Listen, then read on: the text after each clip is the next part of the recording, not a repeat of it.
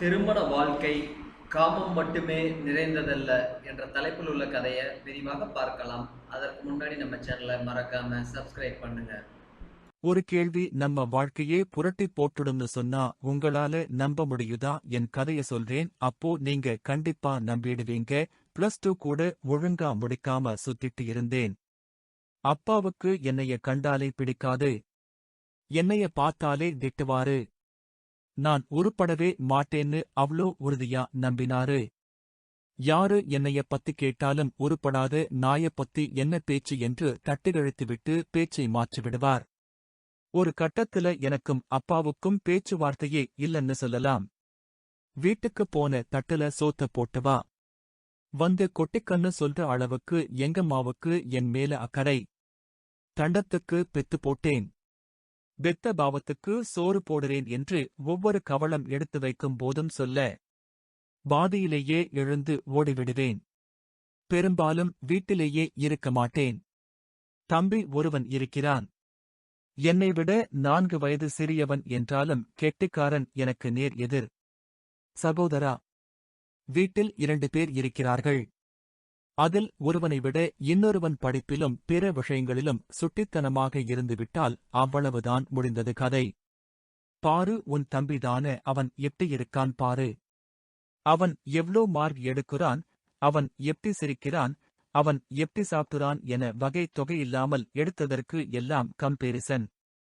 இதைக்கூட விடுங்கள், ஒரு நாள் எங்கப்பா சொன்னாரே, உன் தம்பிய பாருடா, எவ்ளோ அழகா தூங்குறான், நீயும் தான் இருக்கியே குப்புற அடிச்சு தவளக்குஞ்சு மாதிரி படுத்துருக்க.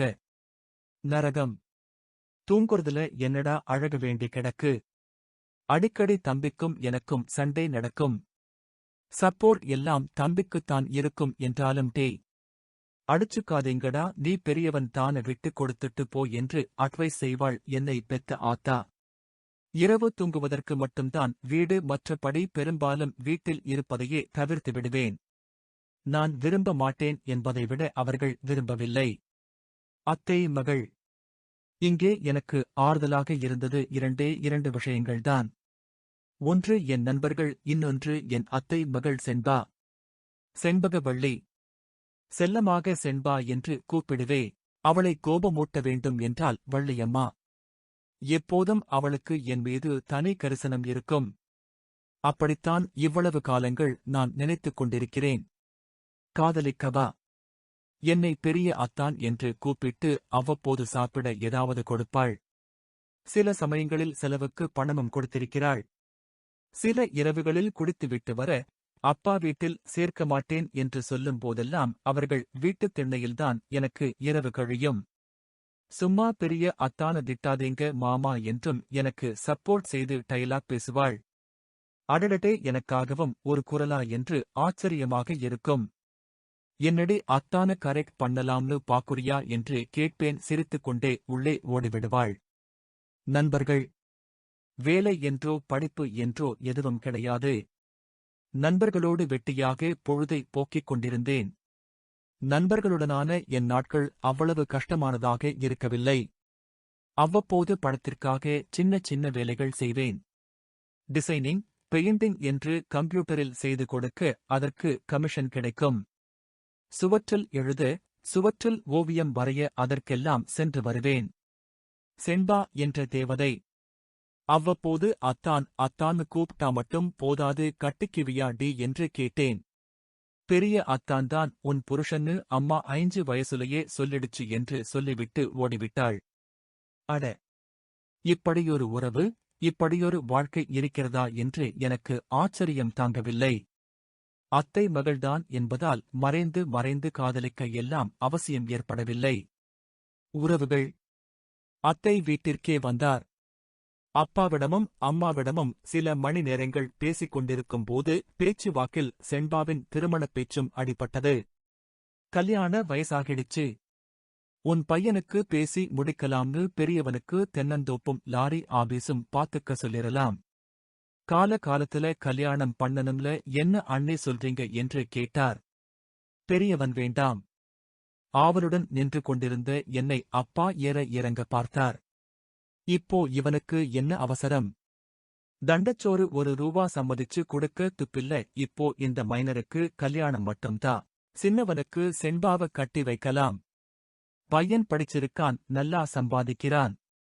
பொண்ணும் டீச்சர் ட்ரைனிங் வரைக்கும் படிச்சிருக்கு, என்ன சொல்ற என்று அத்தையிடம் கேட்டார். பெரியவன வச்சிட்டு என்று இழுக்க பின் அவரே, உன் வீட்டுக்கு என் பொண்ணு மருமகளா போனா போதும், பெரியவனோ சின்னவனோ என்று சொல்லிவிட்டார். பேசு செண்பா.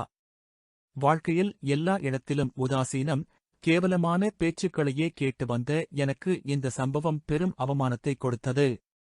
இதுவரை கேட்டு வந்த வார்த்தைகள் என்றாலும் செண்பா முன்னிலையில் நேரடியாக அவமானப்பட்டது இதுதான் முதல் முறை.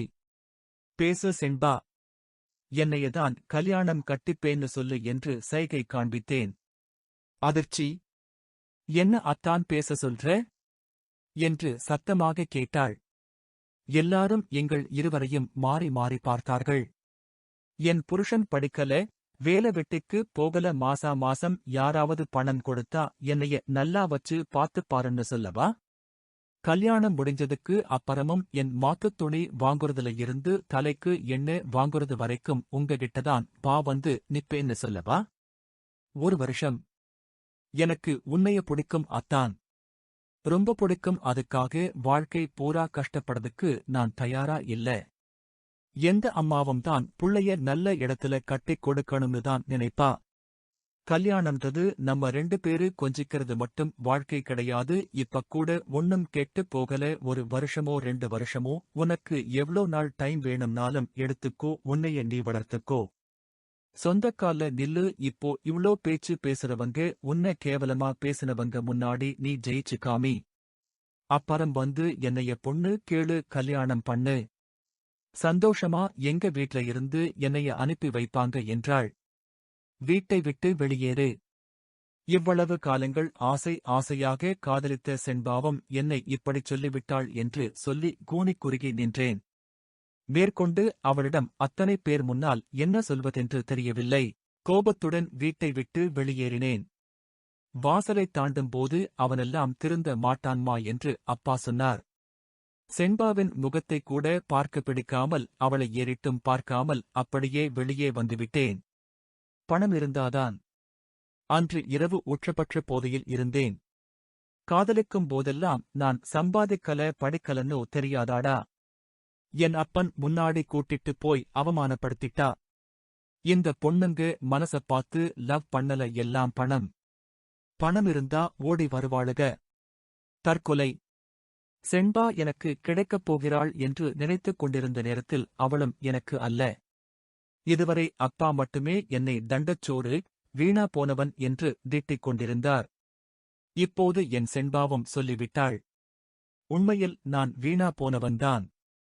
அப்புறம் எதுக்கு நான் உயிரோட இருக்கணும், நான் சாவுறேன் என்று தற்கொலைக்கெல்லாம் முயன்றேன். நண்பர்கள் காப்பாற்றினார்கள். அதன் பிறகு 1 வாரம் வீட்டிற்கே செல்லவில்லை.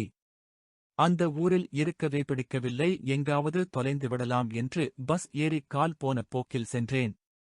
என்னை யாரும் தேடி இருக்க மாட்டார்கள். தொலைந்தானா அப்பாடா என்று என் குடும்பம் மகிழ்ந்திருக்கும். செண்பா என் தம்பியை திருமணம் செய்து கொண்டு சந்தோஷமாக இருப்பாள் என்று நினைத்துக் கொண்டேன்.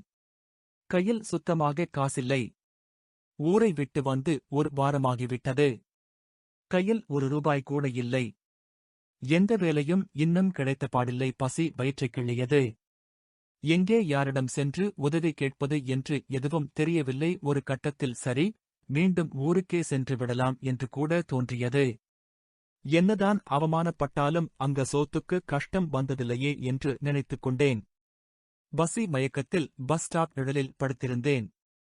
செண்பா. திடீரென்று செண்பா சொன்ன வார்த்தைகள் மின்னி மறைந்தது. ஆமால்ல, செண்பா சொன்னது சரிதான். கல்யாணம் முடிஞ்சு சாப்பாட்டுக்கு என்ன பண்ணுவோம்? அவ சரியாத்தான சொல்லியிருக்கா என்று தோன்றியது. பல கேள்விகள் கேட்டுக்கொண்டேன்.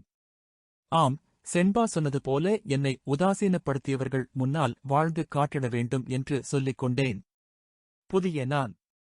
மீண்டும் ஊருக்கு. வீட்டில் தங்கிக் கொண்டு சிறிய அளவிலான பணத்தை கடன் வாங்கிக் கொண்டு மீண்டும் ஊரை விட்டு வெளியேறினேன். ஹோட்டலில் டேபிள் துடைக்கிற வேலை, பின்னர் கார்மெண்ட்ஸ் வேலை, இரவுகளில் போஸ்டர் ஒட்டுவது, வரைவது, ஸ்கிரீன் பிரிண்டிங் என்று கிடைத்த வேலைகளை எல்லாம் செய்தேன். சில மாதங்கள் செக்யூரிட்டியாகவும் வேலைக்குச் சென்றேன்.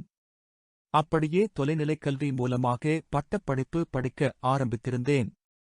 சென்பா, நான் வந்துட்டேன். 5 வருடங்கள் ஓடியதே தெரியவில்லை. இப்போது மாதம் 30,000 சம்பாதிக்கிறேன். அரசுப் பள்ளியில் ஆசிரியர் பணி. கூடுதலாக ஓவிய வகுப்புகள் எடுத்துக் கொண்டிருக்கிறேன்.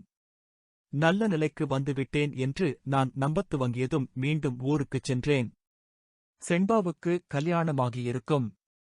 குழந்தை கூட பிறந்திருக்கும். என்னைய பார்த்ததும் அப்பா ஏற இறங்க பார்த்துட்டு உள்ள போயிட்டு வாரு, அம்மா வாடா திங்கிறியான்னு கேட்கும் என்று நினைத்துக் கொண்டே வீட்டிற்குச் சென்றேன்.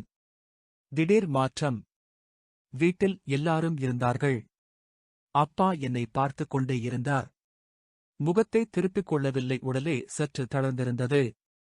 ஓடிப்போற நாய் சொல்லிட்டு போ மாட்டியா என்று திட்டினார். இப்போதான் உன் பெரிய புள்ள கண்ணுக்கு தெரியுறானாப்பா என்று கேட்க நினைத்து அமைதியானேன். அம்மா வந்தாள், அணைத்துக் கொண்டாள். எங்கடா போனா, பசங்கட்ட கூட பேசலையாம் என்று அழுதாள். தம்பிக் குழந்தை. யாரோ ஒரு பெண் கைக்குழந்தையுடன் உள்ளிருந்து வெளியே வந்தாள். புரியாமல் விழிக்க, உன் தம்பி பொண்டாட்டிடா என்றார்கள். உள்ள வாங்க என்று அழைத்தாள். குழந்தையை என் கையில் திணித்தார்கள். ஏனோ தெரியவில்லை, கண்ணீர் கொட்டியது. அனைவரும் வாழ்த்துங்கள். அவர்களின் வரவேற்பில் இதுவரை கேட்டு வந்த வசைச் சொற்கள் கேட்காமல் மிரட்சியுடன் நின்றிருந்தேன். அதுவரை ஒரு வார்த்தை கூட பேசமாயிருந்த நான் முதலாக வாயைத் திறந்தேன். சென்பா, பெரிய அத்தான்தான் வேணும்னு இன்னமும் காத்துட்டு இருக்கு. சென்பா சென்பா, நீ சொன்ன அந்த வார்த்தைகள்தான் என்னை இப்படி மாற்றியிருக்கிறது, என் வாழ்க்கையை ஜெயிக்க வச்சிருக்கு என்று நன்றி சொல்ல வேண்டும். அவள் காலில் விழுந்து மன்னிப்பு கேட்க வேண்டும் என்று தோன்றியது.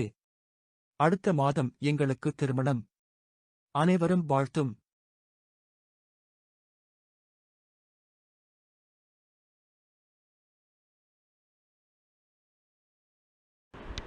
Thanks for watching.